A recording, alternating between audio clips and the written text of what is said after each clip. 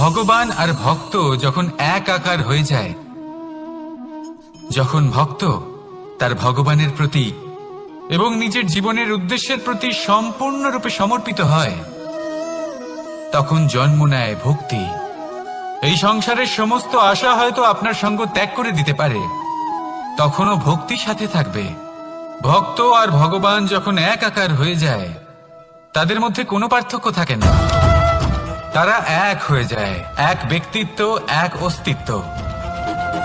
সেই জন্য কখনো জীবনে যে কোনো রূপেই, যে কোনো প্রকারেই, যে কোনো ঈশ্বরকে মান্য করুন, মনের মধ্যে শ্রদ্ধা ভাব জাগ্রত করুন, মনে ভক্তি ভাব জাগ্রত করুন। এই সমগ্র সংসারে সব কিছু আপনাকে ছেড়ে চলে গেলেও তখনও এই ভক্তি শুধুমাত্র আপনার উত্থান ঘটাবে। তাই মনে ভক্তি জাগ্রত করুন আর আমার সাথে ভালোবেসে বলুন,